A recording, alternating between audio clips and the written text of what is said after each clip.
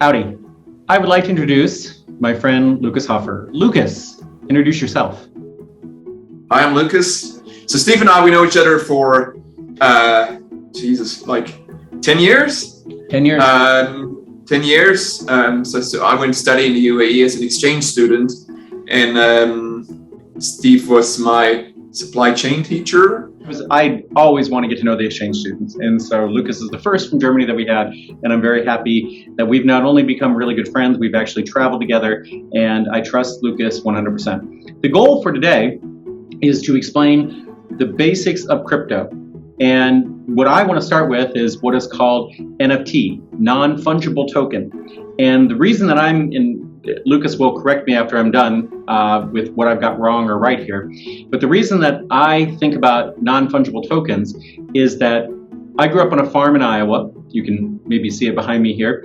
And what we grew was corn and soybeans. And corn, I come from the state that's known as a corn state. If Iowa were a country, we'd produce more corn than all other countries except United States, Brazil, and Argentina. So we produce a lot of corn. And corn is a commodity. And a commodity is something that is interchangeable. So my father could not try to sell his corn at a higher price than our neighbor's corn, because corn is corn is corn. There was nothing differentiated there. So Dad also produced popcorn, and popcorn can be differentiated. So Dad, over the years, created popcorn that's different than any other popcorn in the world, and I still love his popcorn. But the point is that when something is a non-fungible thing, it means it is 100% unique. No one else in the world can have this exact thing. And so when I think of cryptocurrency, I think of NFT because it is creating something that you and only you have. So, Lukas, did I at least get NFT right, and then go from there? Yeah, you did get it right in the sense of that it creates something unique. The example with corn is good, but it's also a bit off because NFTs are just only for the digital space, right? So it creates something that is non-fungible in the digital space. So you couldn't really use it for a real world use case like corn or something like that, right? So it would be like something like a digital asset, like a digital piece of art or something like that you could make unique with an NFT. So for example, if you have a picture of Picasso in your house, right? That's a stunner because it's unique, right? Everyone knows there's only that one version of it.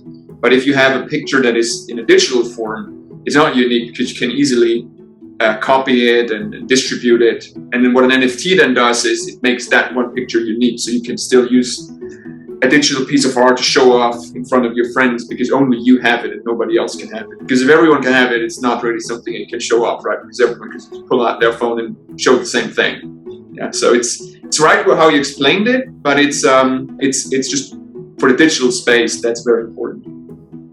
How do you differentiate crypto from the term NFT?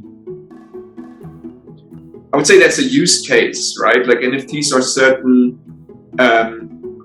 It's a niche of the crypto industry, right? So, for example, you have different kinds of tokens. You have, for example, like payment tokens, like Bitcoin, Ethereum, etc. You have utility tokens that you can use for certain utility within a closed ecosystem, and then you have NFTs, which are at the moment. I'm not an expert in NFTs, as I said, but I think at the moment they're mostly being used for artists and things like that to make their digital art unique. So give you one use case where I think NFTs could be big in the future is if you are a musician, for example, right? And you produce music that one of the problems for musicians is that people just copy their stuff, right? And then they don't earn any money from it anymore. So what you could do with an NFT is that if your music is being sold on in a digital form, then every time it's being sold on, you get part of the revenue, you get part of the sales revenue, right? And that would solve a humongous problem for musicians or all kind of artists at the moment, that if their art in a digital form is being sold, they're not really earning anything from it anymore. So that would be a use case for an NFT. Now, the use case for a cryptocurrency like like Bitcoin is completely different, right? You can use it for payments, you can use it as a store of wealth, these kind of things, but you wouldn't really use it in the same way as you would use the typical NFT. Okay.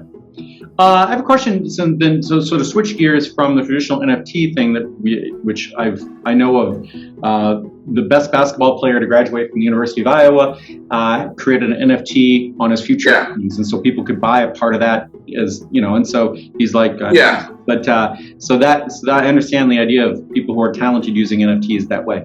But that's a good example, right? You could look at NFTs like a digital baseball card, kind of like that, right? Mm-hmm. That's a good example. Yeah.